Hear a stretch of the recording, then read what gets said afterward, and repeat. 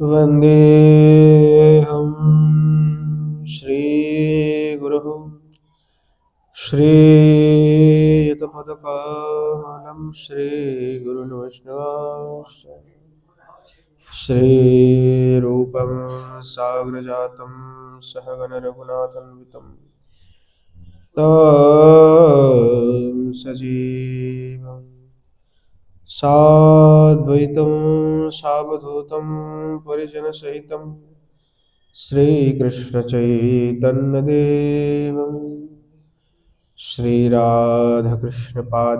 सहगणललिता श्री विशाखान्वितश्च गौररामशमारम्भम् ईश्वरीं च मध्यमाम् अस्मदाचार्यपर्यन्तं वन्दे गुरुपरम्पराम् पञ्चतत्त्वात्मकं कृष्णं भक्तरूपस्वरूपकं भक्तावतारं भक्ताख्यं नमामि भक्तशक्तिकम् वंशे विभूषितकरान् नवनीरदाभा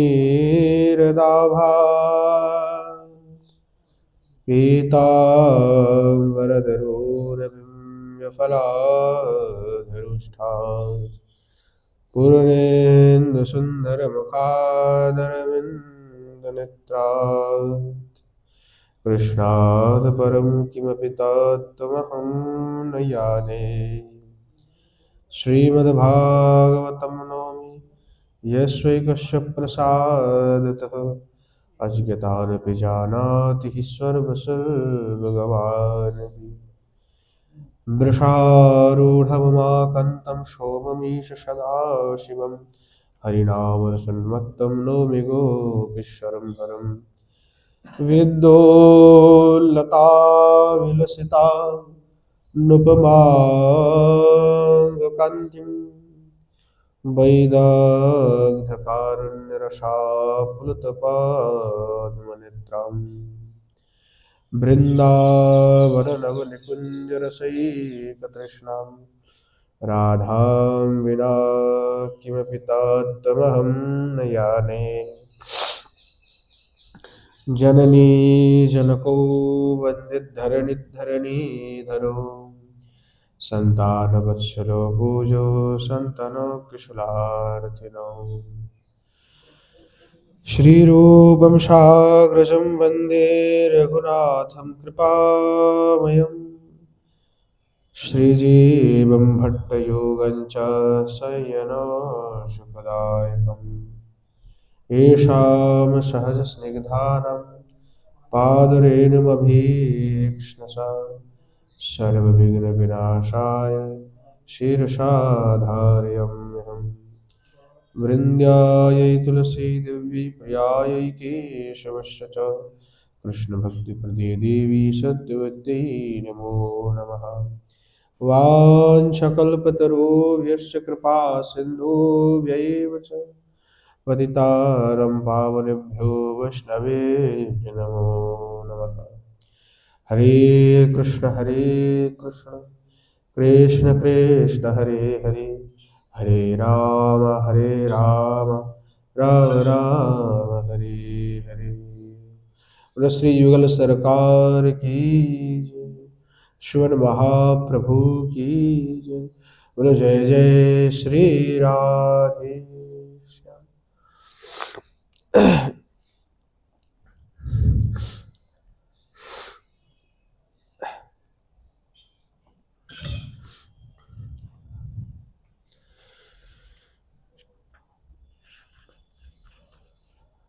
परम पूज्य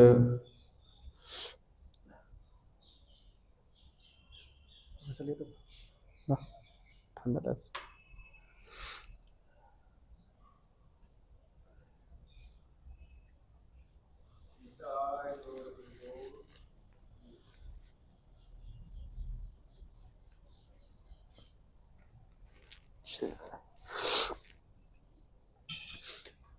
परम पूज्य श्री पंडित बाबा की कृपा से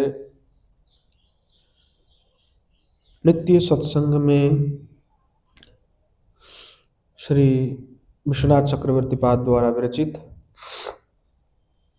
श्री श्री भक्ति रसामृत सिंधु बिंदु का हम आस्वादन कर रहे हैं। यहाँ हम आस्वादन कर रहे थे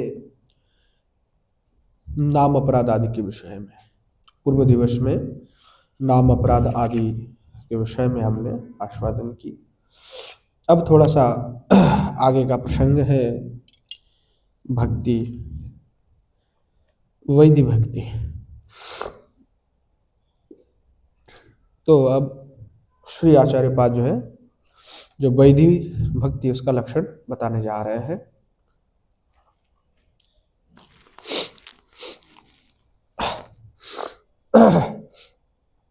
अथ वैधि लक्षणम, अब वैधि लक्षण को कह रहे हैं।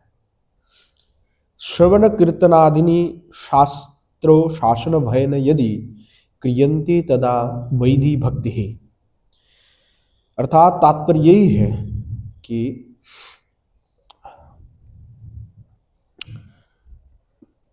श्रवण कीर्तनादि भक्ति अंगों का अनुष्ठान अगर शास्त्र शासन के भय से किया जाता है तो उसे ही वैदिक भक्ति कहते हैं।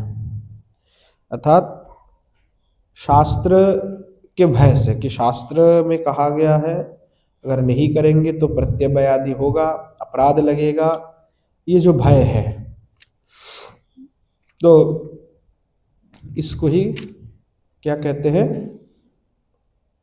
वैदिक भक्ति। तो अब इसका थोड़ा सा विचार जो है श्री आचार्य पाद कर रहे हैं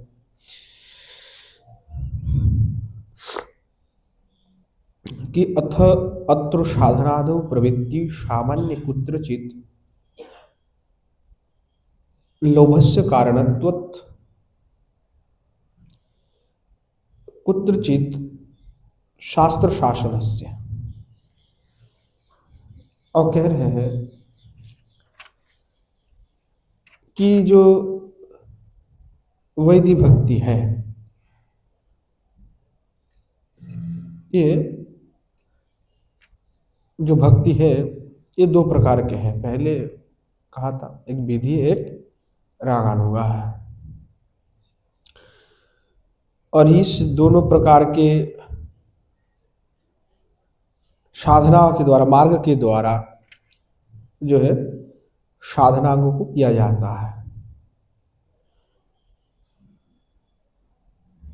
तो जो भक्ति दो प्रकार के हैं वे साधारणतः एक ही समान प्रतीत होती है, फिर भी इस दोनों में बहुत अंतर भी है। ऐसा है कि इसमें बहुत ही अंतर है। तो कह रहे हैं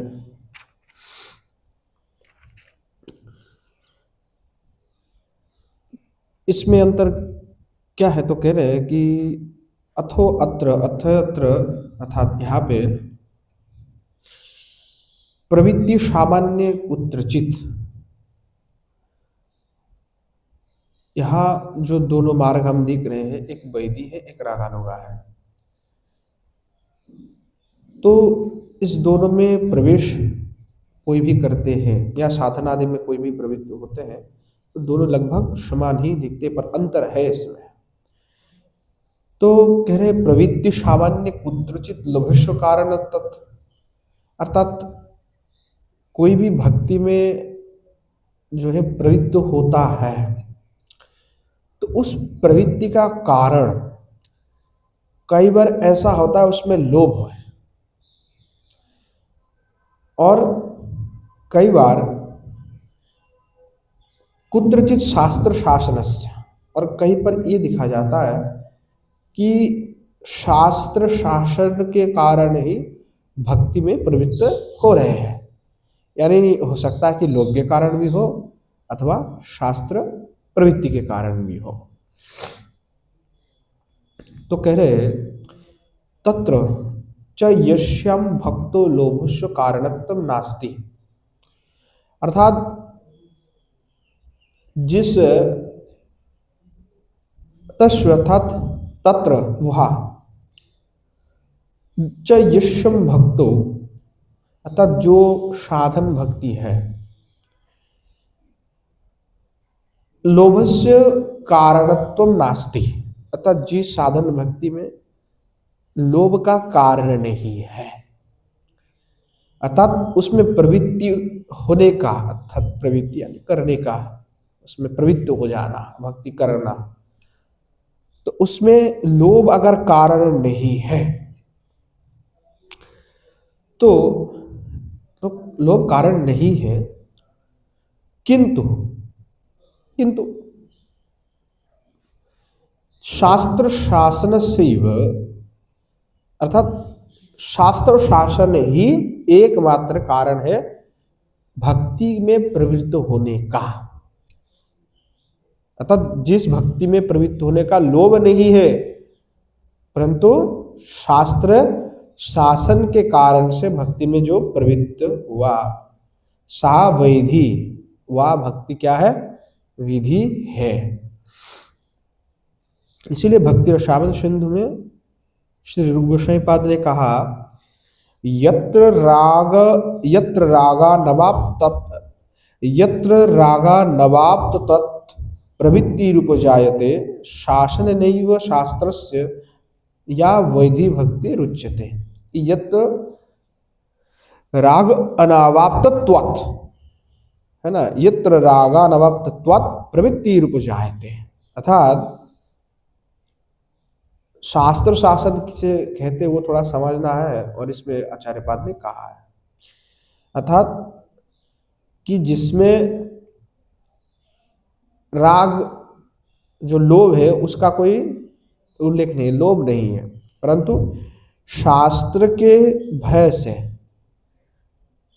है फिर भक्ति में प्रवृत्त हो जाता है, क्योंकि सर्वत्र जो शास्त्र है, सभी शास्त्र है, उसमें हरि भजन को ही एकमात्र परम कर्तव्य कहा गया है, कि जो भगवान का भजन है यही हमारे लिए परम कर्तव्य है, ये छोड़कर के दूसरा कोई कर्तव्य नहीं है। सबसे बड़ा कोई कर्तव्य महाराज तो यही है, परंतु जीव कहीं ना कहीं माया मोह और लोभ मात्सर्य आदि में ग्रस्त हो करके फिर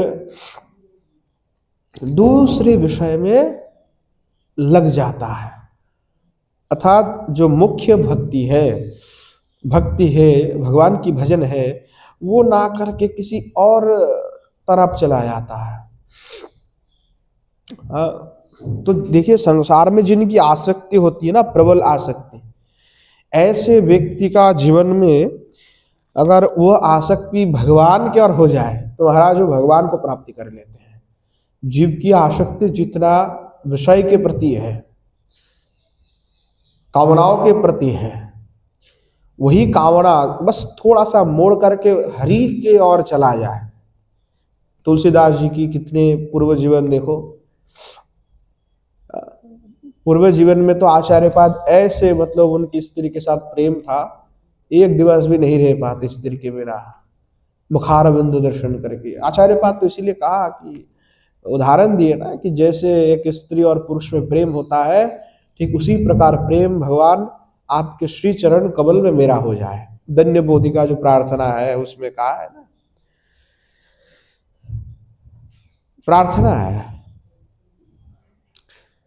क्योंकि इस जगत में इससे श्रेष्ठ कोई उदाहरण आप नहीं दे सकते। अगर जगत में सबसे बड़ा उदाहरण हम दे सकते हैं तो यही हमारे पास उपलब्ध है।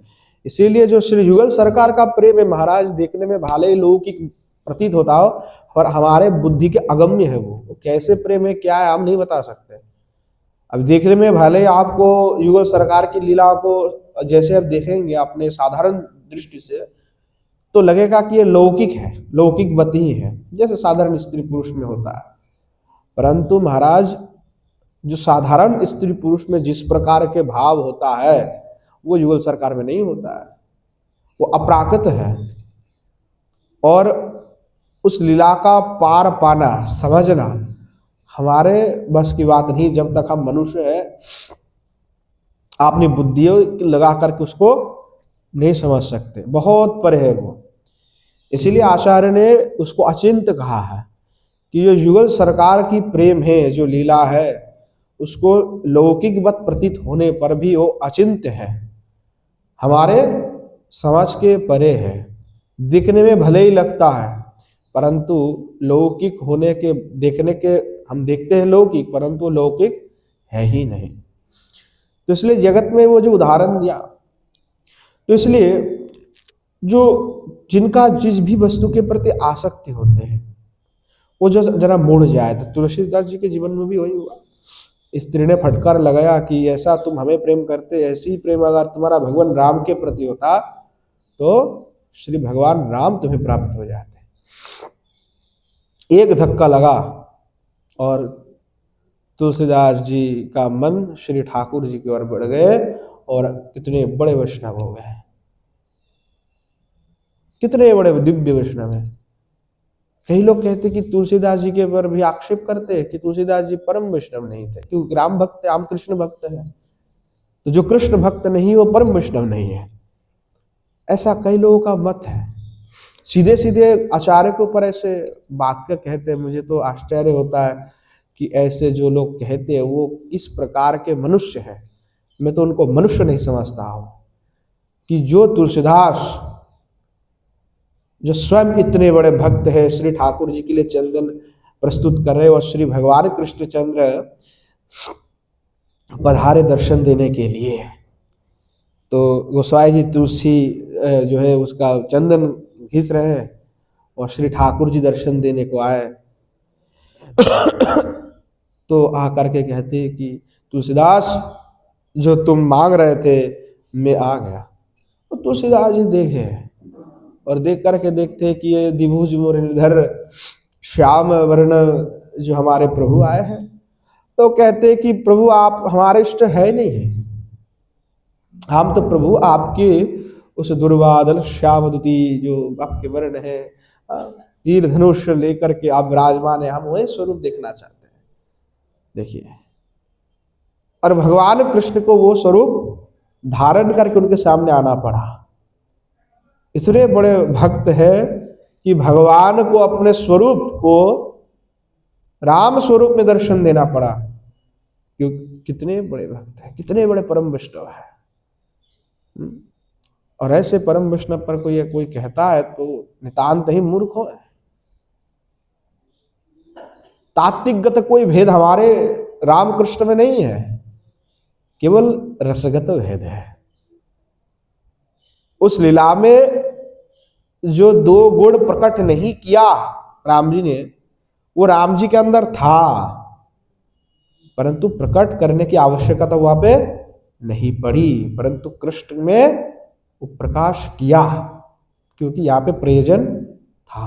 तो रसगत भेद है। वैसे हमारे बिल्वमंगल ठाकुर, उनके भी जीवन में वही आसक्ति। तो प्रबल आसक्ति, अगर जो आसक्ति है प्रबल किसी के विषय के प्रति हो, वस्तु के प्रति भी हो, अगर वो भगवान के प्रति हो जाए महाराज, तो भगवान स्वयं मिल जाते हैं। तो प्रत्येक जीव का कोई ना कोई आसक्ति होता है, किसी के प्रति, किसी वस्तु के प्रति, किसी विषय के प्रति। ऐसा कभी नहीं होगा कि किसी का आसक्ति नहीं है, आसक्ति तो है। या तो स्वयं के प्रति आसक्त होंगे, और व्यक्ति सबसे बड़े आसक्तवान किसके प्रति होता है? स्वयं के प्रति। उपनिषद कहते हैं, बृहदारण्यक उपनिषद में, कि इस जगत में कोई किसी को प्रेम नहीं करता है स्वयं से अधिक। स्वयं को जितना प्रेम करते हैं व्यक्ति, उतना किसी को नहीं करते हैं। तो वो जो आसक्ति है स्वयं के प्रति, क्योंकि स्वयं तो कुछ भी नहीं है, ये जो देह मिला है तो नश्वर है, तो इसके प्रति प्रेम क्यों रखना है? जब हम है ही नहीं तो किस बात की प्रेम है, किसके प्रति प्रेम है? प्रेम तो नित्य है, अनादि है, निरंतर है। तो अगर शरीर को प्रेम करोगे तो प्रेम तो एक दिन नष्ट होना ही है। तो प्रेम श्री ठाकुर जी से हो जाए, तो इसलिए कहा कि जो परम कर्तव्य भगवत भजन है, परंतु जीव विषय और विषय की स्पर्श से में आकर के अथवा विषय से जुड़ने के कारण से वो भक्ति से कोसों दूर चला जाता है।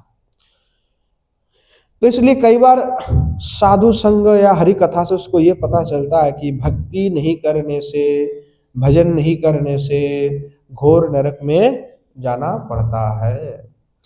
या एषम पुरुषम साक्षात् आत्म प्रभवमीश्वरम न भजन्त्य अवजानन्ति स्थानात् भ्रष्टा पतन्त्यथा। श्रीमद् भागवत गीता में भी कहा गया कि देखो, जो भी व्यक्ति भगवान के भजन नहीं करते हैं और भगवान को जान करके भी जो व्यक्ति भगवान के भजन नहीं करते हैं, ऐसे व्यक्ति अपने स्थान से भ्रष्ट होकर के नरक में जाकर के गिरता है। तो जो भी शास्त्र में ऐसे बातें कही गई है, उससे कहीं ना कहीं लोग थोड़ा सा डरते हैं। जैसे श्री कविराज गोस्वामी पाद कहते हैं, चारी वर्णाश्रमी यदि कृष्ण नाही भजे सकर्म करितेउ से रौरवे पड़ी मजे। यानी चार जो वर्णाश्रम है, चार आश्रम है, चार वर्ण है, क्षत्रिय है, ब्राह्मण, क्षत्रिय, वैश्य, शूद्र। उसी प्रकार चार आश्रम भी है महाराज, ब्रह्मचार्य आश्रम, ब्रह्मचर्य आश्रम, गृहस्थाश्रम, वानप्रस्थ और संन्यास। परंतु यही चार आश्रम में रह करके, चार वर्ण में रह करके अगर कृष्ण का भजन नहीं करते हैं, भगवान का भजन नहीं करते हैं, तो फिर तो उनका नरक जाना तय है, कोई रोक नहीं सकता। तो इसीलिए ऐसे जब लोग समझते हैं, कहीं ना कहीं सुनते हैं, तो ये डर से कि नरक में ना जाना पड़े, ये जो डर है, इस डर से, इस भय से तब थोड़ा बहुत कृष्ण का भजन करने लगते हैं, भजन में थोड़ा प्रवृत्त होते हैं कि चलो ठाकुर कम से कम तुलसी परिक्रमा लगा लो, ठाकुर जी को जल दे दूँ, थोड़ा सा सेवा कर लो, थोड़ा प्रणाम कर लो, थोड़ा आरती दिखा लो, थोड़ा प्रसाद पा लो। ये जो विचार भावना आता है डर से, भय से, नहीं जाएंगे तो करेंगे तो नरक जाना पड़ेगा। तो इस भय से अगर कोई भगवान का भक्ति करते हैं, अर्थात भक्ति में आने का कारण कोई लोभ नहीं था कि प्रभु का सेवा करूंगा, ऐसा सुंदर सेवा मिलेगा करने को, युगल सरकार के श्री चरण कमल का दर्शन होगा, कैसे सेवा कर रहे हैं मंजरी, मुझे भी ऐसा ही करना है। तो ये तो लोभ है महाराज, पर इसमें तो लोभ नहीं, इसमें भय है। तो जो भय से ये भजन किया जाए तब उसको वैधि भक्ति कहते हैं। इसीलिए कहा कि तस्माद केनाप्युपायेन मनः कृष्ण निवेशय, जेन केन प्रकारेण कृष्ण मनो निवेशन। किसी भी प्रकार से, चाहे किसी भी प्रकार से हो, आप कृष्ण में आपका मन निवेश करना चाहिए, किसी भी प्रकार से हो। अर्थात कृष्ण में मन लगाना ही मूल तात्पर्य है, चाहे कैसे भी हो, किसी प्रकार से हो। पद्म पुराण में स्पष्ट रूप से कहा गया, स्मर्तव्यम सततम विष्णुर विस्मृतव्य न यातुचित सर्वे विधि निषदा स्युरेतयोरिव किम करहा। कि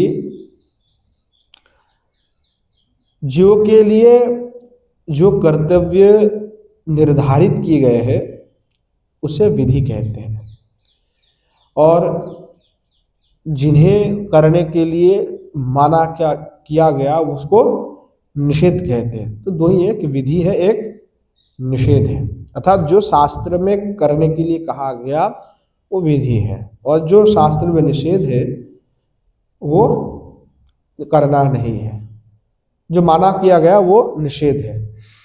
तो विधि का पालन और निषेध का त्याग, यही जो है जीवों के लिए वैध धर्म है। तो इसलिए कहा स्मर्तव्य सततम विष्णुर, कि सदा सर्वदा भगवान का स्मरण आपको करना चाहिए, करते रहना है, यही मूल विधि है। और जो कोई भी व्यक्ति इस मूल विधि का उल्लंघन करते हैं, अर्थात भगवान विष्णु के स्मरण नहीं करते, उनका भजन नहीं करते, तो ये मूल विधि का उल्लंघन कहा जाएगा। तो भगवान को कभी भूलना नहीं है, अगर भूलोगे तो ये मूल विधि के उल्लंघन है। इसलिए स्मर्तव्यम सततम विष्णु, विस्मृतव्य न जातुचित, कभी भी नहीं भूलना है। ऐसा कभी ना हो कि आप भगवान को भूल जाए। अगर कोई भूल जाता है महाराज, तब तो उसका अधपतन सुनिश्चित है। सर्वे विधि निषेधा स्युर एतैरेव किंकरः, अर्थात पाप के कारण, विमुखता के कारण ये जीव जो है फिर भगवान से बहिर्मुख हो जाते हैं, तो तब उनका पतन तो महाराज तय ही है, निश्चित है, कोई उसको बचा नहीं सकता। इसीलिए श्री भगवान के जो भक्ति है उसमें लगे रहना, उसमें 64 जो भक्ति के अंग है कहा है वो करना है। तो इसीलिए कहा, वैदिक तो समझ में आ गया कि शास्त्र के शासन के भय से जो भक्ति किया जावे वो वैदी है। अब करें रागो अत्र। अब कह रहे हैं कि राग शब्द का अर्थ क्या है। श्री मूर्तिर् दर्शनाद दशम स्कंध्यो तल्लीला श्रवणाद भजने लोभस तद अनवाप्तत्वाद अधीनत्वाद हेतः, कि श्री भगवान के आपने मूर्ति दर्शन किया तो आपको मन में आया कितने सुंदर विग्रह है, कितने आनंददायक है, कितने सुंदर है, कितने निर्मल है, तो ये आपके मन में भावना हुआ।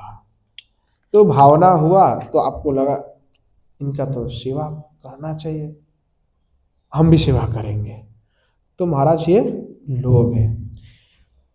अथवा जो श्रीमद्भागवत महापुराण है उसमें दशम स्कंधियो तल्लीला श्रवणात्, जो दशम स्कंद में श्री भगवान के लीला का वर्णन की गई है, तो उसमें आपके वात्सल्य भी है, सख्य भी है, माधुर्य भी है। तो ये जो लीला है दशम स्कंद के, उस लीला का श्रवण करने से भजने लोभस त्वद अनावाप्त त्वद अनिंदत्वद हेतु हो, अर्थात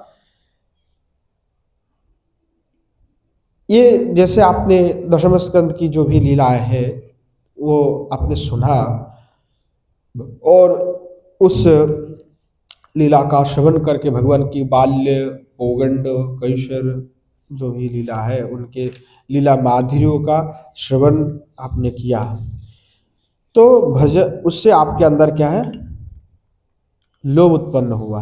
और लोभ होता है, ऐसा बात नहीं कि हो ऐसा कि होगा, बोले होता ही है। अगर आप सुनते हैं तो होना अवश्यंभावी है। तो अगर ऐसा लोभ हो जाए, उत्पन्न होता है, तो फिर उसको हम राग कहते हैं। अगर लोभ उत्पन्न नहीं है, अर्थात आपने लीला सुना, ध्यान से नहीं सुना, सुनते सुनते कहीं बैठे हुए हैं, मन कहीं और चल रहा है, क्योंकि हम तो मन ही सब कुछ है। यहाँ बैठे बैठे हम महाराज कहाँ नहीं जाते हैं, जहाँ जहाँ जीवन में घूमे हैं मन वही वही चले जाते हैं। जब जीवित मतलब जब चैतन्य अवस्था में जीव रहता है तो मेन वहाँ वहाँ भटकता है जहाँ जहाँ हम गए होते हैं, और जब सो जाते हैं तो मन अपना ही कुछ अलग ही सिस्टम उनका एक्टिव हो जाता है, वो हम जहाँ गए भी नहीं वहाँ पे चला जाता है। क्योंकि जब तक हम चैतन्य अवस्था में है तब तक तो महाराज वो हम वही जो ही गए, जहाँ जहाँ गए वही वही भटकता है, और जब हम ऑफ हो जाते तो वो एक्टिव हो जाता है, और जहाँ हम नहीं गए वहाँ वहाँ घूम के आ जाता है।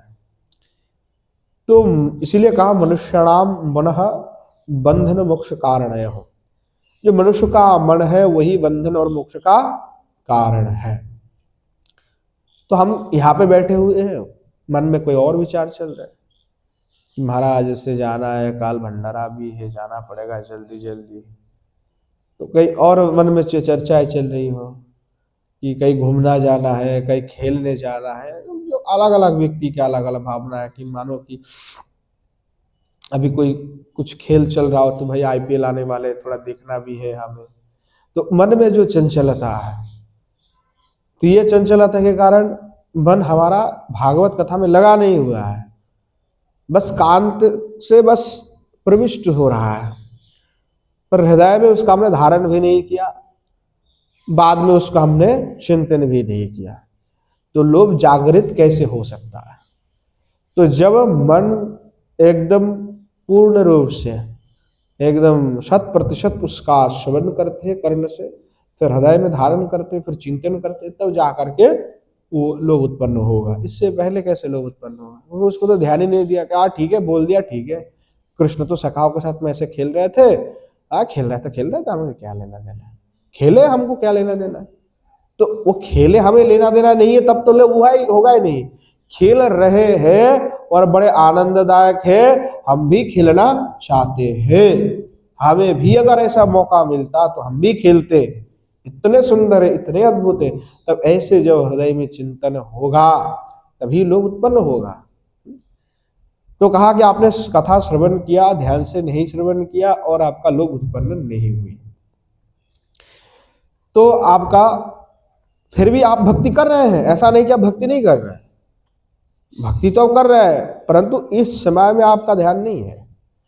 तो फिर भी अगर आप भगवत भजन में भजने लोभस्तद अनावातत्वात्, अर्थात अगर लोभ उसमें प्राप्ति नहीं होता है, तद अधीनत्वद हेतु, अर्थात तद अनअधीनत्वात्, अर्थात लोभ के अनाधीन होकर के अगर भक्ति करते हैं तो शास्त्र से शासन नहीं हो, इसको भी भक्त जो है हम वैधि भक्ति ही कहेंगे, इसको भी हम राग भक्ति नहीं कह सकते।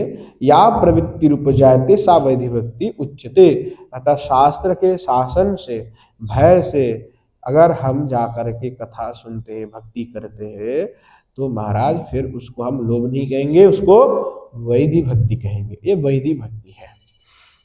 अब जो वैधि भक्ति है उसके बाद जो है आचार्य पद निर्णय कर रहे हैं, अथो रागानुगा लक्षणम। अब जो है रागानुगा भक्ति का लक्षण निरूपण कर रहा है कि रागानुगा निजाभिमत ब्रजराज नंदनस्य सेवा प्राप्ति लभेन योदि तानि क्रियन्ते तदा रागानुगा भक्ति ही। अब रागानुगा भक्ति का जो है महाराज आगे कह रहे हैं कि जो भक्ति निजाभिमत ब्रजराज नंदनस्य, अर्थात जो साधक, जो भी भक्ति की साधना कर रहे हैं, ऐसे जो साधक, तो आपने अभिलाषित जो ब्रजराज नंदनस्य, ब्रजराज नंदन के अर्थात श्री भगवान कृष्ण के सेवा प्राप्ति लभेन, उनकी सेवा प्राप्ति हो, ऐसे लालसा से, लोभ से, यदि तानी क्रियन्ते, अगर वो, तानी का अर्थ हुआ यहाँ पे श्रवण आदि जो भक्ति के अंग है उसका साधना करते हैं, अर्थात वो साधना जो भक्ति के अंग है उसका साधना करते हैं, तो तदा रागानुगा भक्ति है, उसको हम रागानुगा भक्ति कहेंगे। अर्थात अगर लोभ से कर रहे, सेवा प्राप्ति की लोभ से, तो शास्त्र के भय से अगर श्रवण आदि कर रहे हैं तो महाराज जो वैधि भक्ति हो जाता है। अगर लोभ से कर रहे हैं कि हमको बोलना नहीं पड़ रहा है, ऑटोमेटिकली आप भक्ति में लग रहे हो, वो आपके रुचि के कारण है, आपके लोभ के कारण है कि मुझे तो जाना ही है, मुझे तो सुनना ही है, मुझे तो भगवान की कथा सुनना ही है, उसमें बड़ा आनंद आता है। और एक हो गया कि महाराज आना पड़ेगा, नहीं आओगे तो काम नहीं चलेगा, तो एक हो गया डर। तो कार्य एक ही है महाराज, पर दोनों बहुत अंतर है। वैधि करोगे तो फिर बहुत दूर हो आप भक्ति से, मतलब भक्ति तो है और विधि अभी तो साधारण है महाराज, पर जब रागानुगा में प्रवेश होगा तब तो महाराज आप हाई लेवल के भक्त हैं, तो आपको तो बोलना भी नहीं पड़ रहा है, आप ऑटोमेटिकली आ रहे हैं। और हमें तो अभी पीछे से धक्का लगाना पड़ रहा है कि महाराज चलो, तो हम जो है अभी विधि भी नहीं करना चाह रहे हैं, हमारे शास्त्र का भय भी नहीं है, शास्त्र के भय भी हमारा खत्म हो गए हैं। इसीलिए हम कह रहे हैं कि भाई हम तो चुपचाप बैठे हुए हैं, जानते हैं फिर भी नहीं करना चाहते। तो ना तो हम विधि में है ना राग मार्ग में, कोई और निकालना पड़ेगा अभी कि ये भक्ति क्या है, ऐसी हमारी स्थिति है।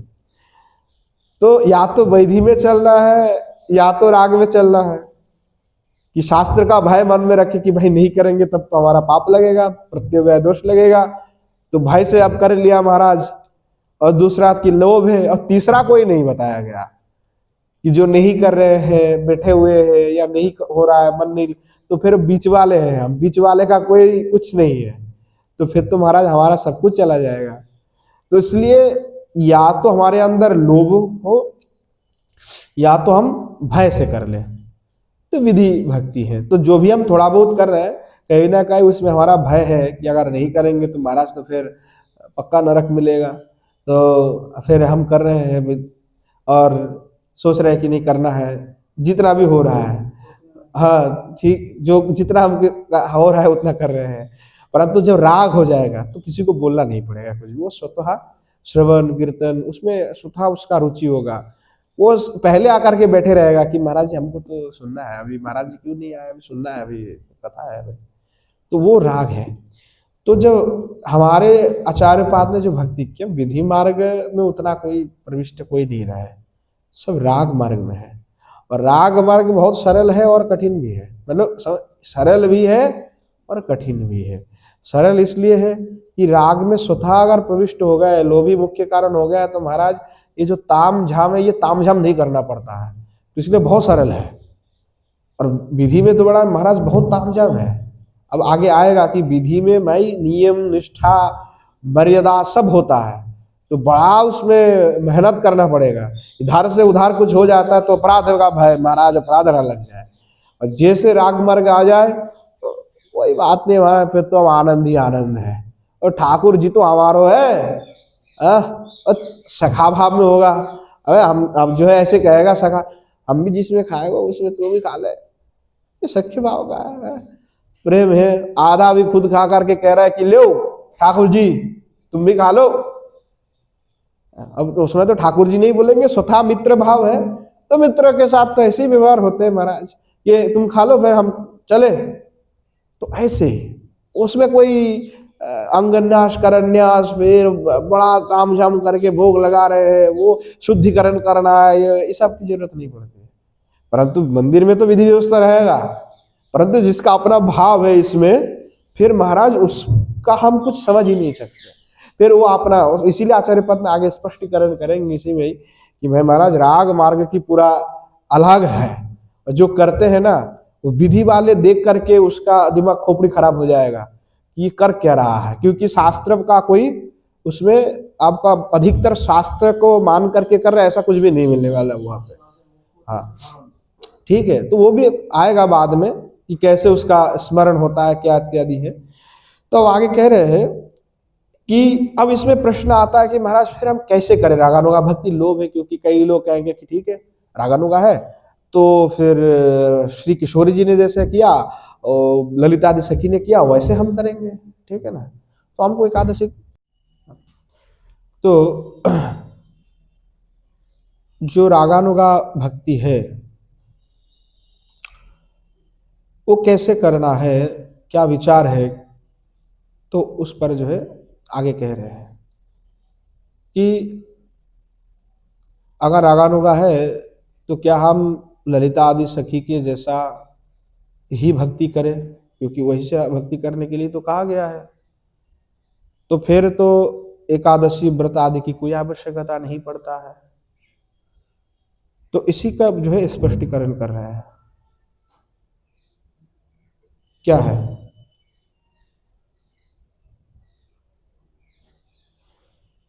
कि सेवा साधक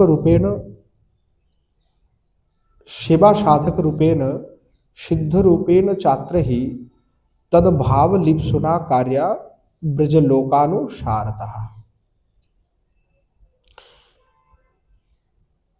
अब जो यहाँ पे कह रहे हैं कि जो राग मार्ग है, रागानुगा भक्ति है, उसका अनुष्ठान जो है दो प्रकार से किया जाता है। सेवा साधक रूपेण, अर्थात एक हो गया साधक रूप से, ठीक है, अर्थात यथावस्थित देह अर्थात बाह्य देह के द्वारा, ठीक है, और सिद्ध रूपेण चात्र ही, एक हो गया सिद्ध रूप से, तद्भाव लिप्सुना कार्य व्रजलोकानुसारता, अर्थात सिद्ध रूप से आपने अभिलाषित प्रेम सेवा की उपयोगी अंतश्चिंतित देह के द्वारा ब्रजस्थित आपने अभीष्ट श्री कृष्ण एवं श्री ठाकुर जी के प्रिय परिकरों के भाव या कृष्ण विषयक रति प्राप्त करने के लिए लुब्ध होकर के उन ब्रज लोक के, अर्थात लोक का अर्थ हुआ पे परिकर, परिकरों के अनुसार, तो इसलिए कहा कृष्णम स्मरम जनन चास्य पृष्ठम निज समहितम तत्कथा रतश्चासो कुर्यत वासम ब्रजेशदा। तो स्पष्ट वार्ता यही है कि आपको जो ब्रजजन लोक है उनके अनुसार ही फिर आपको हमें भक्ति करना पड़ेगा, ठीक है। तो आप थोड़ा सा इसका विस्तारित व्याख्यान कर रहे हैं, क्योंकि इसका विस्तारित व्याख्यान नहीं होगा तो फिर नहीं समझ पाते कि कैसे क्या करना है, तो इसलिए अभी आगे इसका थोड़ा सा व्याख्यान कर रहे हैं कि देह न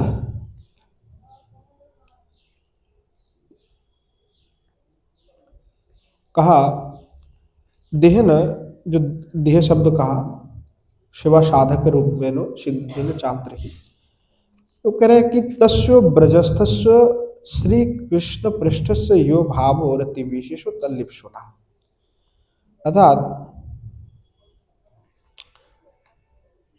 कि जो ब्रज में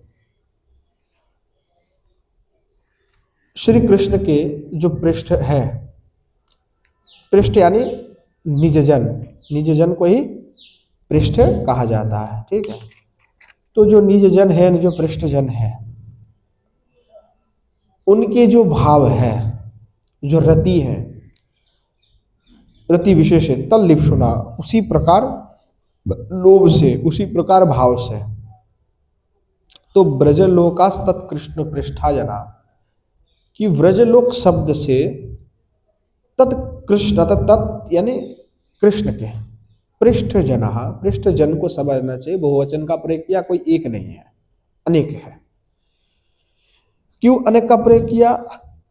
क्योंकि भगवान के तो अनेक परिकर हैं, अनेक भाव वाले हैं, तो इसलिए कहा कि श्री राधा ललिता विशेष रूप मंजरी आद्या, हमारे आचार्य पद, क्योंकि हम जो है माधुरी रस के उपासक थे, इसीलिए आचार्य ने इनका नाम ग्रहण किया हुआ है। जो कोई सख्य भाव में करना चाहते, वात्सल्य भाव में, उनकी अलग फिर जो ठाकुर जी के जो परिकर होंगे उसके भाव से उनका होगा, पर हमारे लिए अभी क्योंकि माधुर्य परक है, तो इसलिए माधुर्य परक के ही आचार्य व्याख्यान कर रहे हैं। तो इसलिए कह रहे हैं कि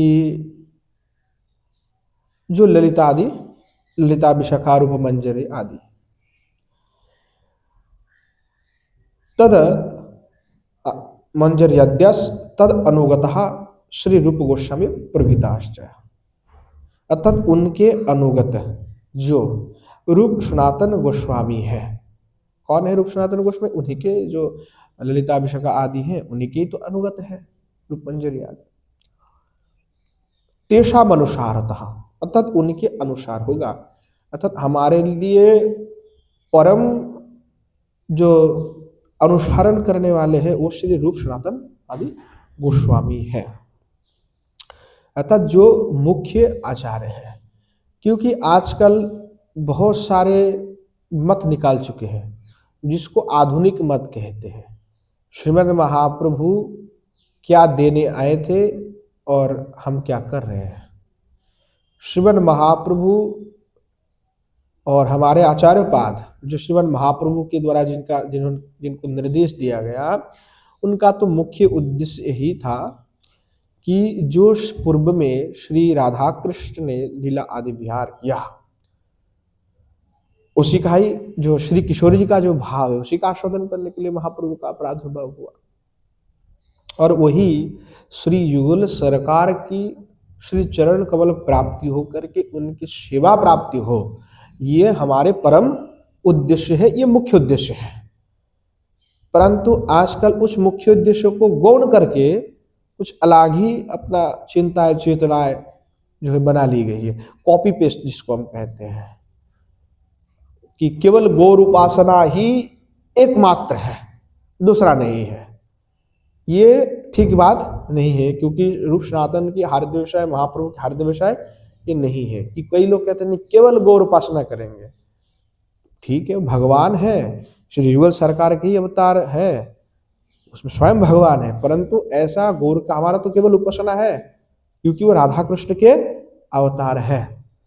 परंतु उनके लिए आचार्योपाद ने कोई स्वतंत्र लोक है वैकुंठ आदि में, ऐसा कोई बात उन्होंने नहीं किया हुआ है जैसे श्री युगल सरकार के लिए है। कई लोग उसको कहने की प्रयास करते हैं, परंतु ऐसे कोई प्रमाण आदि शास्त्र में उल्लिखित नहीं है।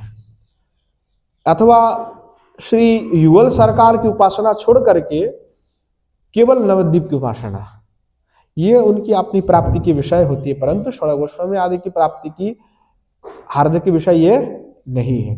वो जार जार जी भाव से भाव से उत्तम, जिनके जो भाव है वो उत्तम है, उसमें हमें कोई आपत्ति नहीं, पर तटस्थ ही या विचारी ले अच्छे तारतम्य, अर्थात अगर निरपेक्ष होकर के विचार करेंगे तो तारतम्य। इसीलिए विश्वनाथ चक्रवर्ती बात कह रहे हैं कि षड गोस्वामी हमारे लिए मुख्य है, बाकी महाप्रभु के और भी पार्षद हुए हैं।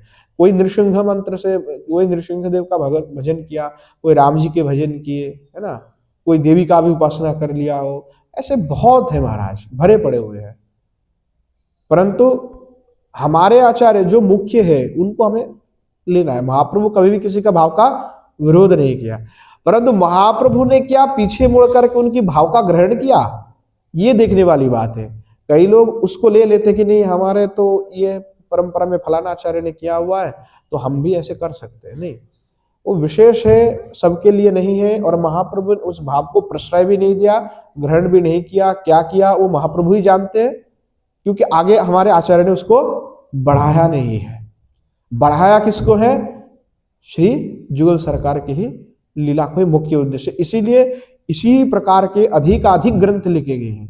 नहीं आचार्य चाहते तो बहुत कुछ कर सकते थे जो आजकल लोग करना के प्रयास कर रहे हैं कि नहीं हम अलग से योगपीठ बना देंगे, केवल नवद्वीप का ही है, अलग अलग पद्धति, भजन पद्धति चल रहे हैं महाराज। तो वो अपने अपने हिसाब से कर रहे हैं, परंतु आचार्य का रूप सनातन आदि का इसमें कोई हाथ नहीं। उन्होंने इस प्रकार की कोई बात नहीं कहा। अर्थात नवद्वीप लीला के माध्यम से ब्रज में प्रवेश होकर के श्री युगल सरकार के श्री जी के चरण में हमें सेवा मिले, ये हमारा उद्देश्य है। और आचार्य भी इसी उद्देश्य को ही कहा है। तो इसीलिए रूप सनातन आदि को ही मुख्य रूप से ग्रहण करना है, उन्हीं के ग्रंथ को ही मुख्य रूप से ग्रंथ करना है। दूसरे अनेकों हो सकते हैं उनकी भाव के हम आदर करते हैं, परंतु वो हमारे लिए फिर ग्रहणीय नहीं होगा, क्योंकि महाप्रभु ने तो उस प्रकार की कोई बात किया नहीं, या नया कोई भाव का रस का प्रकाट्य करके हुए कहा इसी को आस्वादन करना, ऐसे भी हमारा आचार्य नहीं कह रहा है। तो मुख्य उद्देश्य है कि श्री जी के हमें चरण कमल की प्राप्ति मुख्य उद्देश्य ही है। इसीलिए कहा कि रूप सनातन आदि के अनुसार हमें चलना है। और महाप्रभु ने तो श्री रूप गोस्वामी पाद को ही जो है मुख्य आचार्य के रूप में स्वीकृति दिया है, और षड गोस्वामी तो है ही है उसके पश्चात। इसीलिए जो है षड गोस्वामी है, और हमारे उसके पश्चात में श्री कविराज गोस्वामी हैं। तो कविराज गोस्वामी इतने बड़े विद्वान, कि उन्होंने समस्त गोस्वामी ग्रंथ का अध्ययन किया, उसके पश्चात में चैतन्य चरितामृत को लिखा। समस्त शास्त्र का मंथन करके जो आपको आचार्य के ग्रंथ में मिलेंगे वही चैतन्य चरितामृत में भी मिलेगा। तो इतने अध्ययन किए और उसके पश्चात जाकर के लिखे, सब जो शास्त्र में वही बात उन्होंने लिखा। तो जो वही जो हमारे आचार्य पाद है उन्हीं के अनुसार ब्रजेंद्र नंदन श्री कृष्णचंद्र के लीला रस का आस्वादन करना, वही हमारे लिए परम प्रयोजन है, मुख्य उद्देश्य है। अर्थात श्री कृष्ण लीला रस का आस्वादन अगर करना है तो गौर लीला में प्रवेश करना है। ये है कि गौर लीला में प्रवेश के बिना वो संभव नहीं है, गौर लीला के प्रवेश के बिना वो संभव नहीं। तो इसलिए गौर लीला में माध्यम है, वहां से प्रवेश करके पहुंचना कहाँ है, श्री युगल सरकार की लीला रस का आस्वादन में, उसके बिना नहीं हो सकता। तो गौर लीला के माध्यम से ही कृष्ण लीला का रस का आस्वादन संभव है। इसीलिए श्री गोस्वामी जी महाराज, श्री कविराज गोस्वामी महाराज कहते हैं, कृष्ण लीला अमृत सार तार शत शत धार, दश दिके बहे जाहा হইতে, সে চৈতন্য লীলা হয় সরোবর অক্ষয়, মনোহংস চরাহ তাহাতে।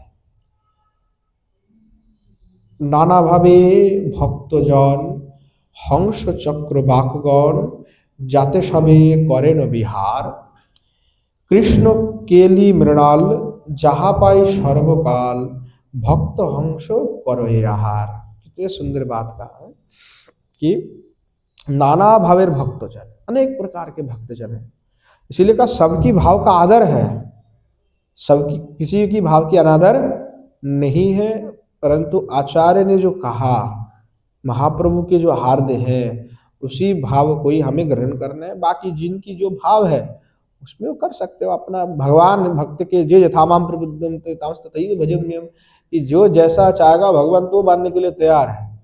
अगर कृष्ण को किसी भी प्रकार से कोई भजन करना चाहे तो वो कर सकता है, वो सिद्धि भी हो जाएगा उसका, उसमें कोई ये बात नहीं कि नहीं होगा, भगवान आएगा।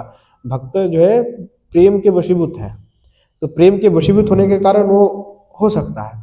परंतु मुख्य उद्देश्य, मुख्य भाव जो है माधुर्य रस में श्री युगल सरकार की भजन ही है। तो इसीलिए कहा नाना भावे भक्तजन, अनेक जो भक्तजन है अलग अलग, तो ऐसे हंस चक्रवाक इत्यादि पक्षी तालाब में सरोवर में जो है मृणाल का ग्रहण करते हैं।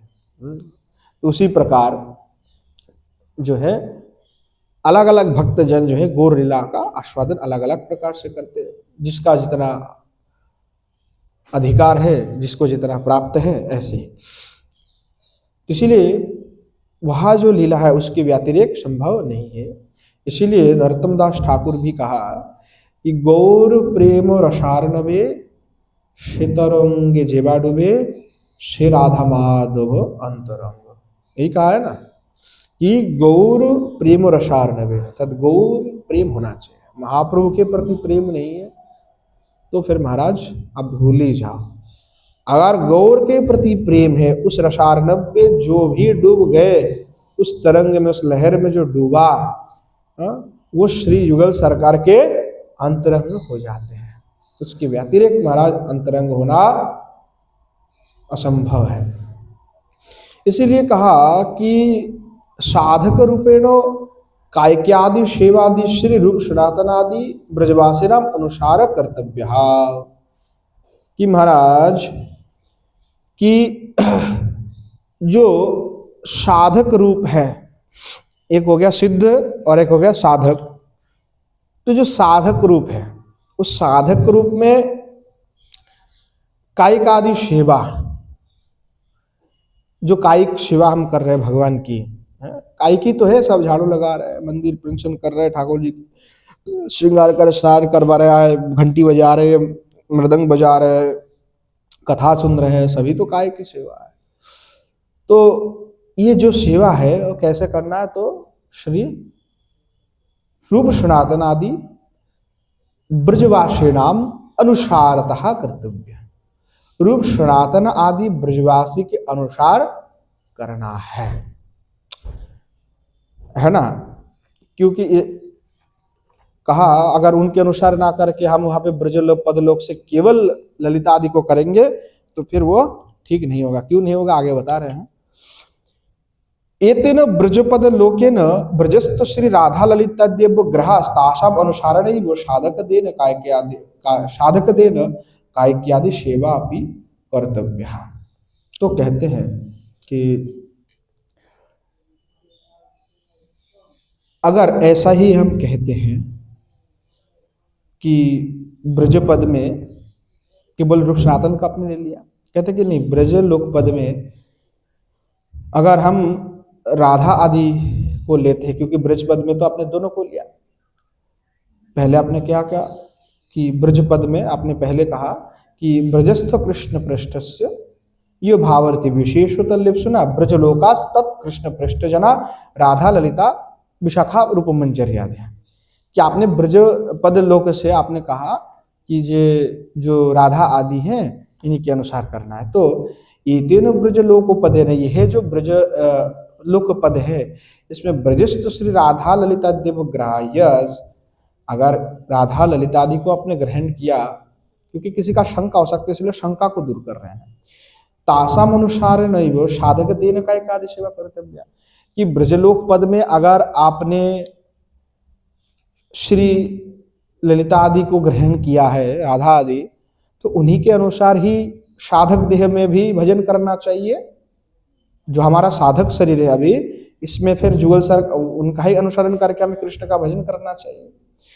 एवं सती ताभिर गुरुपादाश्रणैक एकादशी व्रतो शालग्राम तुलसी सेवादयो न कृतास तद अनुगतिर अस्माभिर हवि न कर्तव्य।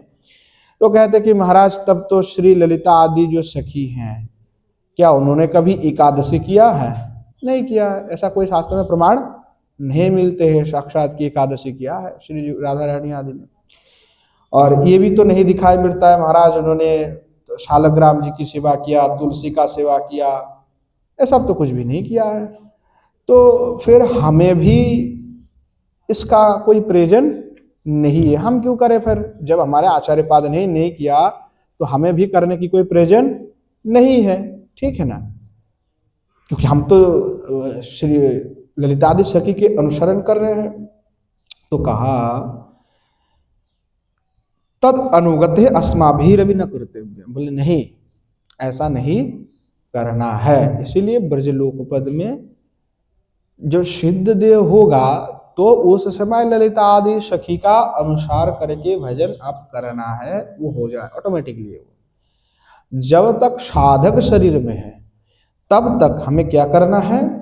कायिकादि सेवा तो रूप सनातन आदि ब्रजवासी नाम अनुसारण कर्तव्य। और जब सिद्ध शरीर में हो, मानसिक सेवा कर रहे हो सिद्ध शरीर में, उस समय में एकादशी व्रत आदि महाराज नहीं होता है। ये सिस्टम है। तो इसलिए जब अष्टकाली के पूजा पद्धति आदि है तो उस समय जब एकादशी आते हैं तो उस समय श्री युगल सरकार वो जो है भोग आदि लगा सकते हैं, परंतु सेवा साधक रूप में आचार्य पाद जो है निर्जला व्रत करते इसलिए उनको भोग नहीं लगता है। स्पष्ट लिखा हुआ आचार्य पाद ने ऐसे कि नहीं लगा सकते भोग। तो इसलिए कहा कि इसका आप नहीं कर सकते। इन्होंने ऐसा क्यों कहा विश्वनाथ चक्रवर्ती? क्योंकि कुछ परंपराओं में, कुछ लोक में ऐसा प्रसिद्ध था, अभी भी है, कि जो श्री जी के सखी इत्यादि मानते हैं स्वयं को कि हम सखी है, किंकरी है, परंतु वो शालग्राम की सेवा नहीं करते, तुलसी से भोग नहीं लगाते, एकादशी नहीं करते हैं। कहते कि हम तो श्री ललिता आदि सखी के अनुसार ठाकुर जी को प्रेम करते, सेवा करते हैं, हमें इसका कोई प्रयोजन नहीं है। तो हमारे गौड़ीय संप्रदाय के जो आचार्य है वो कह रहे हैं नहीं, ऐसा आप नहीं कर सकते, क्योंकि कोई भी अभी आप सिद्ध नहीं है, आप अभी साधक शरीर में है। अभी मानो कि कोई नया नया भक्ति में आया है, बच्चा है, उसको कुछ ही नहीं पता, वो बच्चा आकर के कह रहा है कि मैं एकादशी नहीं करूंगा, मैं तो ललिता जी हो चुका हूँ, मैं तो ये सखी हो चुका हूँ, मेरे अंदर तो ये प्रविष्ट हो गया। ये जो बात है सब झूठा हुआ है, ये सब कुछ नहीं है, ये सब नहीं हो सकता। तो इसीलिए कहा आचार्य पाद ने, हमारे आचार्य पाद ने एकादशी व्रत आदि किया हुआ, इसीलिए कहा इत्य आधुनिका नाम सौरम्य मतम अपनी निरस्तम। इत्य आधुनिक जो ये सब जितने भी सौरम्य मत आदि आए हुए हैं, जो भी मत है, उस मत का इन्होंने विश्वनाथ चक्रवर्ती पाद ने खंडन किया हुआ है। जो भी लोगों की परंपरा में ऐसा प्रसिद्ध है, वो परंपराएं ठीक नहीं है अथवा ये शास्त्र विरुद्ध है। अतएव श्री जीव गोस्वामी चरणैरपि अश्व ग्रंथ से टीकायाम तथैवोक्तम। इसीलिए श्री जीव गोस्वामी पाद ने भी अपने भक्ति रसामृत सिंधु के टीका में भी इसी प्रकार से कहा कि हमें रूप सनातन आदि गोस्वामी के अनुसार ही फिर हमें साधक शरीर में भजन करना है, और जब सिद्ध स्वरूप हो जाए तब जब महाराज सिद्ध स्वरूप पे मानसी सेवा होगा तो श्री ललितादि सखी के अनुसार करना होगा, नहीं तो फिर एकादशी आदि नहीं करेंगे तो प्रत्यव्यय दोष लगेगा। तथैवोक्तम, ऐसा ही कहा, तथा यथा ब्रजलोकास तत् कृष्ण पृष्ठ जनास तत् अनुगतश्च इति। इसीलिए ब्रजलोक शब्द से, ब्रजलोक पद से श्री भगवान के पृष्ठ भर्ग जो ललितादि सखी है और उनके जो अनुगत श्री रूप गोस्वामी आदि हैं, ये भी स्पष्ट रूप से कहा गया है। तो इसलिए कोई ऐसा ना सोचे कि महाराज मैं तो अपना हिसाब सही करूंगा, हमें क्या जरूरत पड़ रहा है, हमें तो कोई व्रत ही नहीं करना है, तो ऐसा बात बिल्कुल ही नहीं चलेगा। अवश्य आचार्य के अनुसार ही हमें जो है व्रत आदि करना पड़ेगा। इसलिए सिद्धदेव में रूप मंजरी आदि ब्रजवासी के अनुसार मानसी सेवा, और साधक देव में रूप गोस्वामी आदि के अनुसार पूर्वक काय की सेवा जो है हमें करना है। इसीलिए आचार्य पाद ने थोड़ा सा यहाँ पे व्याख्यान किया कि जो गौर लीला है उसमें प्रवेश आवश्यक है, उसके बिना फिर हमारा जो युगल सरकार की लीला है उसमें प्रवेश संभव नहीं होता है। इसलिए है ना कि जब सिद्ध स्वरूप दिया जाता है, क्योंकि आजकल तो सिद्ध स्वरूप देते हैं ना आचार्य पाद, इसमें आचार्य पाद ने बहुत सुंदर व्याख्यान किया कि ऐसे अरे गरे किसी को हम नत्थु गरे को शुद्ध प्रणाली नहीं दे सकते हैं। कई लोग क्या करते हैं कि गए, उसका तो अभी मांस मछली सब खा रहा है, उसको दीक्षा दे दिया, उसको भी कागज में स्वरूप लिख दिया कि तुम फलाना मंजरी हो, ये हो। तो ये सब जो है ये शास्त्र के विरुद्ध है। जब तक अधिकारी नहीं हो तो उसका तो वैधि भक्ति में ही अधिकार नहीं है महाराज, कहाँ से रागा अनुगा में चला जाएगा, केवल परिचय लिखने से नहीं हो जाएगा। तो इसलिए आचार्य पाद ने यहाँ पे स्पष्ट किया कि पहले तो भाई वो वैधि मार्ग के अंदर जिसने साधना किया हुआ है, ऐसे व्यक्ति वो केवल लोभ में प्रवृत्त होकर के भगवत भजन में आ जाए, बहुत कम होता है। आचार्य पाद इस पर व्याख्यान के बहुत कम ही मिलेंगे कि महाराज की लोभ हुआ और फिर भक्ति में आ गया। अधिकतर तो शास्त्र शासन के भय से भक्ति करते विधि और वैधि करते करते करते फिर अपने आप स्वतः ही रागानुगा में प्रविष्ट भी हो जाता है, ऐसे भी आचार्य ने कहा है। तो इसलिए जो हमारे गौर परिकर हैं, तो गौर परिकरों का अनुसरण करके गौर लीला का स्मरण करते हुए हमें आगे फिर प्रवेश होता है। इसीलिए जब सेवा मिलती है तो ब्राह्मण बालक का भी स्वरूप बोला जाता है कि आपका जो है ब्राह्मण के स्वरूप शरीर है, और फिर आपके नवद्वीप योग मठ में श्री गुरुवर्ग के साथ में विराजमान होकर के फिर वहीं से पहले गौर लीला का स्मरण है, फिर वहाँ से स्मरण होकर के फिर वहीं पे बैठ करके वही नवद्वीप में विराजमान होकर के फिर आपको वृंदावन लीला की स्मरण करना, यहाँ पे प्रवेश है। उसके व्यतिरेक स्वतंत्र रूप से प्रवेश का कोई उल्लेख नहीं किया गया है।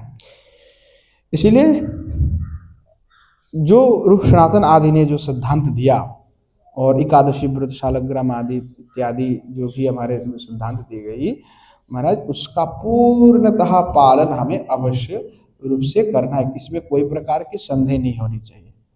और जहां तुलसी से भोग नहीं लगाते वहां पे जाकर के खाना नहीं खाना चाहिए महाराज। ये आपने सिद्धांत के भी विरुद्ध है, आपने आचार्य के भी विरुद्ध है। आप सोचो कि 2-4 रुपया मिल जाए और उसके लिए हम जा करके ऐसा कोई जगह में भोग खाने चले जाए, ये बहुत ही एकदम सिद्धांत विरुद्ध बात है। ये सब ठीक नहीं है। जिनकी परंपरा ही नहीं है, जो भ्रष्ट है, उनके शिकार नहीं करना है। हमारा भक्ति को नष्ट कर देगा, हमें पतन कर देगा। आचार्य पाद तो इसीलिए स्पष्ट रूप से देखिए, विश्वनाथ चक्रवर्ती पाद कोई छोटे मोटे आचार्य थोड़े हैं, गौड़ीय संप्रदाय के मुख्य आचार्य है, परम प्रमाणिक हैं। और उन्होंने इसका स्पष्ट खंडन किया हुआ है कि ऐसे कोई भी सिद्धांत जहाँ पे हो, ये हम इनका अनुसरण नहीं करना है। जहाँ कर रहा हो उनसे दूर ही रहना है। विजातीय है, स्वजातीय नहीं है, शास्त्रद्रोही है। तो इसलिए ऐसा बिल्कुल ही नहीं करना है। तो श्री युगल सरकार की उपासना है तो हमें श्री रूप मंजरी के आश्रय लेना है। और यहाँ पे रूप गोस्वामी पाद के ही आश्रय लेना है। साधक शरीर में भी रूप गोस्वामी पाद को मुख्य रूप से कहा गया, दूसरे का नाम नहीं लिए। रूप गोस्वामी प्रभृतय लिखा है, परंतु रूप गोस्वामी पाद का ही प्रमुख नाम है। दूसरे का नाम उल्लेख करके कह सकते थे कि दूसरे प्रभृतय है, परंतु ऐसा नहीं कहा। इसलिए फिर रूप गोस्वामी की अर्थात वही नित्य रूप में रूप मंजरी है, नित्य स्वरूप में, तो उनके आश्रय में रह करके ही भजन करना है। तो जो इसका विपरीत करते हैं, अर्थात रूपादि गोस्वामी की अनुसरण नहीं करना है, सीधा सीधा डायरेक्ट ललितादि सखी के अनुसरण करके हमें भजन करना है, उसमें प्रयास करते, उसका प्रयास कभी सफल नहीं होता, ये कदापि संभव ही नहीं है। इसीलिए ये जो विषय है बहुत गंभीर है। कई लोग हल्के में लेते नहीं, हम कर लेंगे, ऐसा नहीं है, बहुत ही गंभीर विषय है। तो गुरुदेव की और स्वयं अगर हम शुद्ध भक्त नहीं हैं, स्वयं उस प्रकार के लोभ हमारे अंदर नहीं है, तो उसके बिना हमें शुद्ध देह मिल जाए ये असंभव है। ऐसा नहीं है कि कागज में ही केवल लिख देने से एक शुद्ध स्वरूप प्राप्त हो जावे, नहीं। जब तक उसमें शुद्ध भाव नहीं है, शुद्ध प्रेम नहीं है, शुद्ध रति नहीं है, आसक्ति प्रबल नहीं है, तब तक महाराज नहीं होगा। तो जो गुरुदेव है वो समझते कि नहीं, अभी साधक में लोभ है, अभी साधक में रति भी है, तो फिर शुद्ध स्वरूप दिया जाता है कि फिर उसका चिंतन करना है महाराज।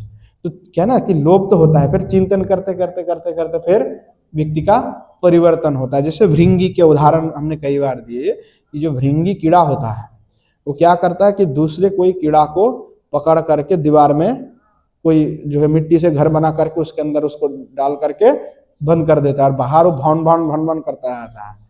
तो जो भनभनाते रहता है, तो इसलिए क्या होता है कि जो दूसरा कीड़ा है वो अंदर से सोचता है कि भृंगी मुझे खा जाएगा, भृंगी मुझे मार देगा, और वो पूरा के पूरा महाराज उसी स्मरण में लग जाता है, मतलब कि भृंगी भृंगी भृंगी भृंगी भृंगी।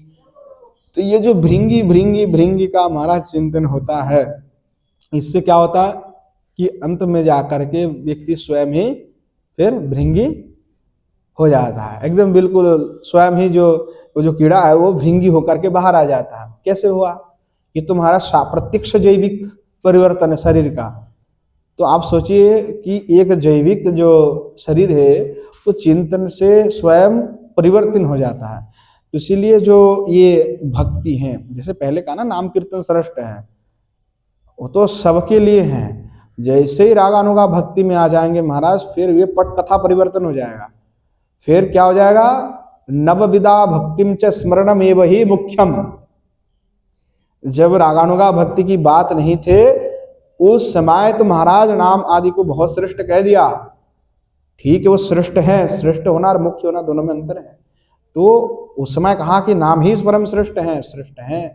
पर फिर सनातन गोस्वामी पद कहा कि जैसे ही रागानुगा भक्ति में महाराज प्रवेश होगा और उसमें स्मरण भक्ति ही मुख्य है, बाकी गौण हो जाते हैं। इसीलिए बृहद भागवतामृत में कहा नवविधा भक्तिम च स्मरणमेव ही मुख्यम, वो स्मरण मुख्य। इसी में श्री विश्वनाथ चक्रवर्ती पाद भी यही बात को उल्लेख किया कि स्मरण भक्ति ही एकमात्र मुख्य है, दूसरा मुख्य नहीं है। तो इसीलिए जैसे गुरुदेव वो सिद्ध भाव स्वरूप देते हैं उसके अनुसार फिर अपना जो स्वभाव भी देंगे, वर्ण भी देंगे, वस्त्र भी देंगे, अलंकार भी देंगे, कुंज भी देंगे ना, सभी तो देते हैं। तो थोड़ा सा हमें भी तो जानना पड़ेगा कि भाई महाराज वामा मध्य दे दिए, मृद्वी दे दिए, लघु प्रखरा दे दिए, प्रखरा दे दिए, ये सब क्या है, नाम है, ये तो स्वभाव दे दिया ना। तो थोड़ा सा तो जानना पड़ेगा कि ये होता क्या है। अब उसको पता है नहीं कि लघु प्रखरा किसको कहते हैं, मृद्वी किसको कहते हैं, प्रखरा किसको कहते हैं, मध्या किसको कहते हैं, बाबा मध्या किसको कहते हैं, फिर तो कुछ समझ में आना नहीं है। तो इसीलिए उज्ज्वल नीलमणि आदि में इस सब का वर्णन किया हुआ है। तो जो भी साधक स्मरण भक्ति में आगे बढ़ना चाहता है, युगल सरकार की सेवा करना चाहता है, तो वो सब आपको पढ़ना पड़ेगा, थोड़ा देखना पड़ेगा। रस प्राप्ति कैसे होती है, किस प्रकार, कितने प्रकार के रस हैं। तो वाक्य से जो है महाराज रस का आस्वादन होता है। जैसे लीला है, उस लीला में ही रस छिपा हुआ है, रस दिखता नहीं है। जैसे शरीर में आत्मा है, दिख रहा है, आप जीवित हो, यही उसका परम प्रमाण है कि आत्मा है शरीर में। और ये काव्य है, साहित्य है, तो ये जो साहित्य है उसमें रस है, लीला में रस है। कहाँ है, दिखा सकते हैं लीला में कहाँ रस है? बोले लीला में रस है, जब आस्वादन करोगे तो आपको रस मिलेगा। आपके अंदर अनुभव हो रहा है कि मैं जीवित हूँ। आपके शरीर में ऐसे काट रहे हैं, चिमटा काट ले तो जलन हो रहा है, अनुभव हो रहा है, तो आप सोच रहे कि नहीं मैं जीवित हूँ, अनुभव है, दर्द हो रहा है। तो रस जो है महाराज दिखाई नहीं जाता, छुआ नहीं जाता, स्पर्श नहीं किया जाता, परंतु रस है, यही परम प्रमाण है। तो जैसे रस है काव्य में, उसी प्रकार आत्मा भी है। जैसे शरीर में आत्मा वैसे रस है, तो लीला में रस है, कथा में रस है, पर रस अनुभव का विषय है। ना तो हम उसको कह सकते हैं, ना इसको दिखा सकते हैं, ना आपको स्पर्श करा सकते हैं, ना आपको हम प्रत्यक्ष दिखा सकते हैं, ना हम कह सकते कि रस ये देखो रस है, ना दिखा सकते। बस हम इतना ही कह सकते कि रस है, और रस अनुभव वेद्य है। ये अनुभव से ही होगा। जब किसी को अनुभव होगा तभी रस का बोध होगा, बिना अनुभव के वो नहीं होगा। इसीलिए का रस वही सहा, जो भगवान है वो रसमय है। तो रसमय कैसे है? जब आप खुद में डूब जाओ, खुद को आपका अनुभव हो, तभी समझ पाओगे। इससे व्यतिरिक्त महाराज हम आपको समझा कदापि नहीं सकते हैं। इसीलिए श्री युगल सरकार की जो सेवा है उसमें जब हम मन लगा करके स्मरण करते हैं, धीरे धीरे जो गुरुदेव हमें स्वरूप दिया है, स्वरूप अभी हमको दिया है, अभी वो प्राप्त नहीं हुए, सिद्ध नहीं हुए हैं। तो जो स्वरूप है तो सिद्ध होगा ना वो। अर्थात भृंगी ने उस कीड़ा को डाल दिया अंदर, वो अभी चिंतन कर रहा है कि मैं भृंगी खा जाएगा, भृंगी बना नहीं है महाराज। तो जब तक भृंगी नहीं बन जाए तब तक चिंतन करना है, अर्थात वस्तु सिद्धि प्राप्ति करना है। तो इसीलिए वो अष्टकालीन आदि कहा दिया गया है कि आप उसका स्मरण करो। ये स्मरण करते करते स्वयं को जब मंजरी स्वरूप में समझ करके कि मैं मंजरी हूँ श्री जी का, ये मेरा स्वभाव है, ऐसा ऐसा मुझे सेवा है, तो जब वो चिंतन करते जाएंगे महाराज, तो धीरे धीरे धीरे धीरे धीरे धीरे धीरे आप स्वतः ही आपकी वस्तु सिद्धि, स्वरूप सिद्धि हो जाएगा। और ये जो पद्धति है ये बहुत ही गुप्त है। विशेष रूप से तो आजकल कुछ लोग कर ही रहे हैं भजन में, और भागवत में तो ऐसे ही स्थान है जहाँ मुख्य रूप से स्मरण को ही किया गया है। और हमारे आचार्य पाद ने तो भागवत निवास के पंडित बाबा ने, कृपा सिंधु बाबा ने, विष्णु बाबा ने सब इसी पर ही तो काम किया है। ये मुख्य यही हमारे लिए है।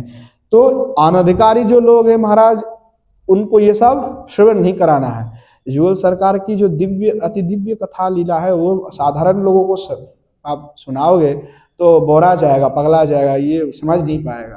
तो इसीलिए अनधिकारी लोगों से इसका कोई भी जो है चर्चा नहीं कर रहा। जैसे भगवान की नाम, रूप, गुण, लीला ये सब अपराकृत हैं, प्राकृत वस्तु के साथ कोई तुलना नहीं किया जाता है। पर जब कवि कहते हैं तो कोई ना कोई तो तुलना देना पड़ेगा।